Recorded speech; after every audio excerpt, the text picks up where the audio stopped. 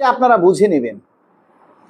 দেখুন, আপনারা এই দেখবেন আমি লাইভে আসছি, এখানে দেখবেন অনেক মানুষ আসবে, আমার কথা শুনবে, তার নিজের দাবির কথা লিখবেও না, বলবেও না, অর্থাৎ চুপ করে বসে থাকবে।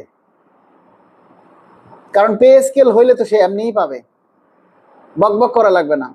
আমরা তো পাগল, এই জন্য আমরা বকবক করি, বুঝছেন? আপনারা তো পাগল না, আপনারা তো ভালো মানুষ, এই জন্য আপনারা খালি লাইভটা দেখেন, কমেন্ট করেন না, শেয়ার করেন না। এই যে পে স্কেলের দাবিটা তো আমার একার। পে স্কেল যদি হয়, বাস্তবায়ন হয়, তাহলে আমি শুধু একাই পাবো, আপনারা কেউ পাবেন না। এটা আপনাদের ধারণা যে পে স্কেল হলে শুধু আমি একাই পাবো, আপনারা কেউ পাবেন না। যদি থাকতো, যদি আপনারা এই পে স্কেল পেতেন, তাহলে আমাদের এই পে স্কেল অনেক আগেই বাস্তবায়ন হতো। কেন হয় না জানেন? আমরা সত্যিকারভাবে এই দাবিটা করি না।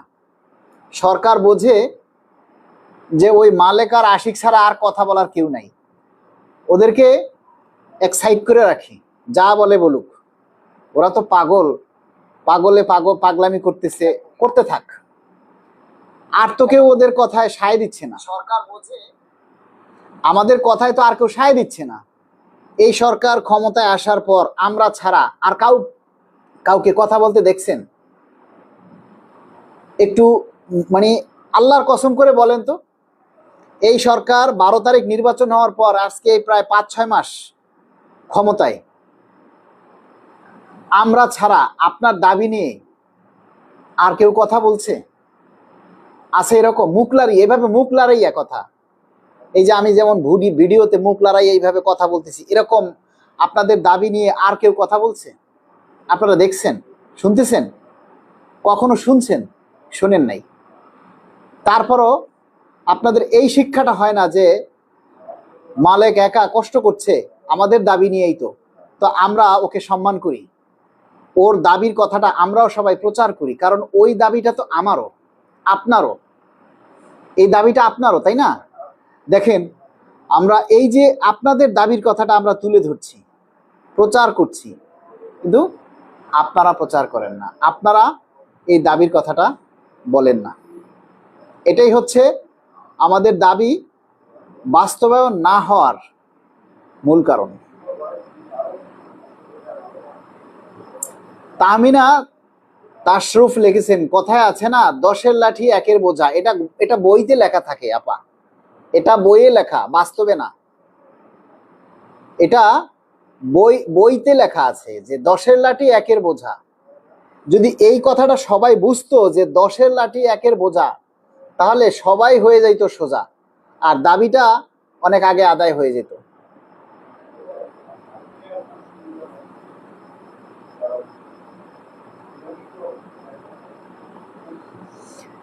এই আইএমএফ নিয়ে আপনাদেরকে কিছু কথা বলবো, কিছু ব্যাখ্যা দিব। এইটা একটু আপনারা শুনুন যে আইএমএফ কাকে বলে, আইএমএফ কাদেরকে বুঝায়, এটা একটু আপনাদেরকে আমি ব্যাখ্যাটা তুলে ধরতেছি। দেখুন, আইএমএফ হচ্ছে আন্তর্জাতিক একটি সংস্থা, মানে আন্তর্জাতিক মুদ্রা তহবিল বলে। 191টা দেশ, সদস্য দেশ নিয়ে জাতিসংঘ থেকে অনুমোদিত একটি মুদ্রা তহবিল, যারা বিভিন্ন দেশের অর্থনৈতিক সমস্যা দেখা দিলে তারা ঋণ নিয়ে সহায়তা করে। আচ্ছা, আমি আপনাকে একটা সোজা কথায় বলি, মনে করুন আপনি বাংলাদেশ ব্যাংকে 5 লক্ষ টাকা লোনের জন্য আবেদন করলেন। সোনালী ব্যাংক মানে বাংলাদেশ ব্যাংক আপনার তথ্য, আপনার আবেদন সবকিছু খতিয়ে দেখলো যে আপনি 15,000 টাকা মাসে বেতন পান, কিন্তু ওই 15,000 টাকায় আপনার 5 লক্ষ টাকা ঋণ কাভার করে না।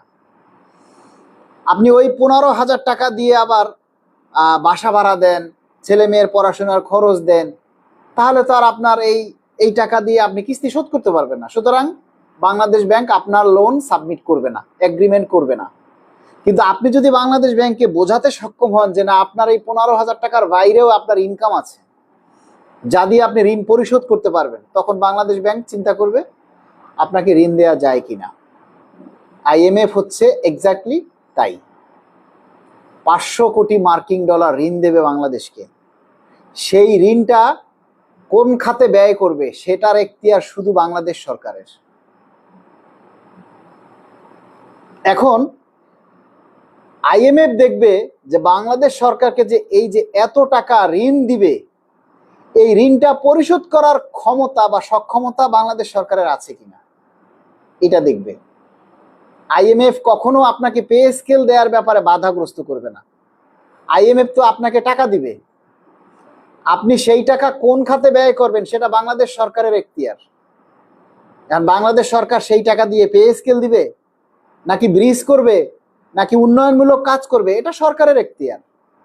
সরকারের সাথে এই সমস্ত বিষয়গুলি নিয়ে আলাপ আলোচনা করে তারপরে আইএমএফ সিদ্ধান্ত নেবে। এখন আপনারা সবাই ধরে নিয়েছেন যে আইএমএফ পে স্কেলের জন্য বাধা হয়ে দাঁড়াচ্ছে। আপনাদের ধারণা, এটা হচ্ছে আপনাদের ধারণা, আর তাই আপনারা আইএমএফ নিয়ে আপনারা পড়ে আছেন। আইএমএফ, তারপরে সরকার, এটা হলো, আমরা হইলাম আদার ব্যাপারী। জাহাজের খবর নিয়ে আমাদের কোনো দরকার আছে বলেন?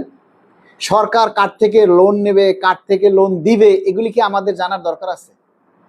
আমাদের যে মূল কাজ সেটা হলো পে স্কেলের গেজেটের দাবি করা। আমরা দ্রুত পে স্কেলের গেজেট চাই, পারলে জুলাই মাসের মধ্যেই আপনি পে স্কেলের গেজেট দিন, এই দাবিটা করা। আমরা কি সেই দাবিটা কি করছি? আমরা সেই দাবিটা কতজনে করছি বলেন? আপনারা আমাকে খারাপ বলেন, ওকে ফাইন, আমি খারাপ, আপনারা তো ভালো, তাহলে আপনারা কেন দাবিটা করছেন না?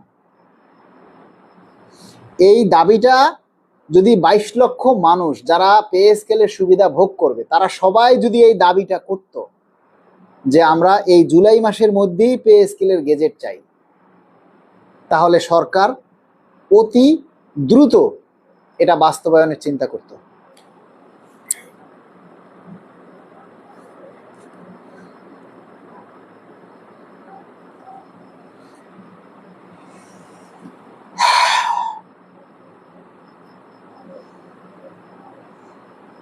আমরা শুধু মানুষকে ছোট করতে ভালোবাসি, মানুষকে অপমান করে কথা বলতে ভালোবাসি, মানুষকে একটা গালি দিলেই আমি বড় হয়ে যাই, এটাই হচ্ছে মানুষের ধারণা। কিন্তু আমরা আমাদের দাবিটা নিয়ে কেউ কথা বলি না। আফসোস লাগে যে আমরা আমাদের নিজের অরিজিনাল কথাটা আমরা প্রচার করি না। আবার আমাদের সমাজে একজন দায়ী আছে, উনি হচ্ছেন জিবরাইল আলাইহিস সালামের বন্ধু। মনে করেন জিবরাইল আলাইহিস সালামের খুব ঘনিষ্ঠ বন্ধু, ওনার কাছে ওহী আসে, সরাসরি মন্ত্রিসভা থেকে ওনার কাছে ওহী আসে, তাই উনি সব খবর জেনে যায়। ওনার কিছু সামসা বাহিনী আছে, তারা তার পোস্টগুলোতে সরাসরি আমার নাম মেনশন করে গালি দেয়, আমাকে ছোট করে কথা বলে। তার কাছে নাকি মন্ত্রী পরিষদ থেকে সরাসরি ওহী আসে, আমাদের কাছে আসে না ভাই, আমরা এত ওইভাবে কথা বলতে পারি না। ওনার কাছে মন্ত্রিসভা থেকে চিঠিও আসে, সে কথা উনি কমেন্টে লিখে যে আমার কাছে মন্ত্রিসভা থেকে চিঠি আসছে, এরকম তথ্য দেয়। আচ্ছা, উনি কি লেখছে? সব ঠিক আছে, দাবিটা কেমনে করবে? সায়মা মল্লিক বলতেছে সব ঠিক আছে, দাবিটা কেমনে করবে? ও ভাই, আপনারা 391 জন লাইভে আছেন, আপনারা একটু বলেন তো দাবিটা কেমনে করবে? আচ্ছা, আপনি মনে করেন চাল, ডাল, তেল, লবণ, নুন দিয়ে পাতিলের মধ্যে দিয়ে খিচুড়ি রান্না করলেন, এবার আপনি বলেন আপনি কেমন করে খাবেন রান্নার পরে? সায়মা মল্লিককে প্রশ্নটা করছি। চাল, ডাল, লবণ, তেল, নুন সব মশলা দিয়ে একটা পাতিলে খিচুড়ি বসিয়ে রান্না করার পর প্লেটে নিয়ে আসলেন, এবার বলেন আপনি কেমন করে খাবেন? ঠিক সেইভাবে আপনি আপনার দাবিটা করবেন। যেভাবে আপনি খাবেন ঠিক সেভাবে আপনি আপনার দাবিটা করবেন। ঠিক আছে? মানুষ কিভাবে দাবি করবে বলেন, দেখেন কি বলবো বলেন, কিভাবে দাবি করবে? দাবি করার দুইটা উপায়। একটা হলো আপনি রাস্তায় নামবেন, রাস্তায় নেমে ঢোল পিটাইবেন আর দাবি করবেন। আর 2 নম্বর উপায় হচ্ছে এই সোশ্যাল মিডিয়ায়, ফেসবুক আপনাকে একটা সুযোগ দিছে।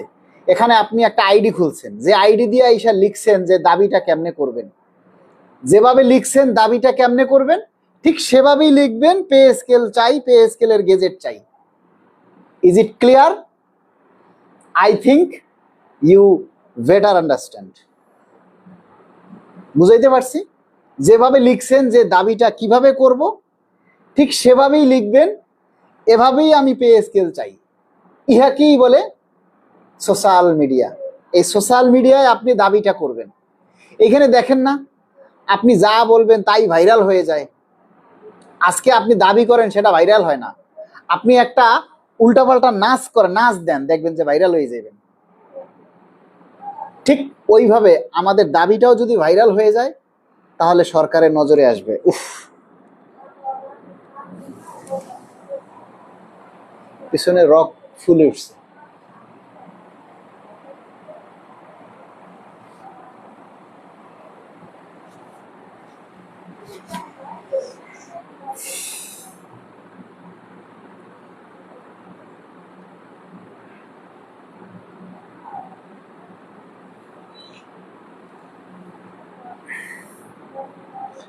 এমডি আমদাদ নাকি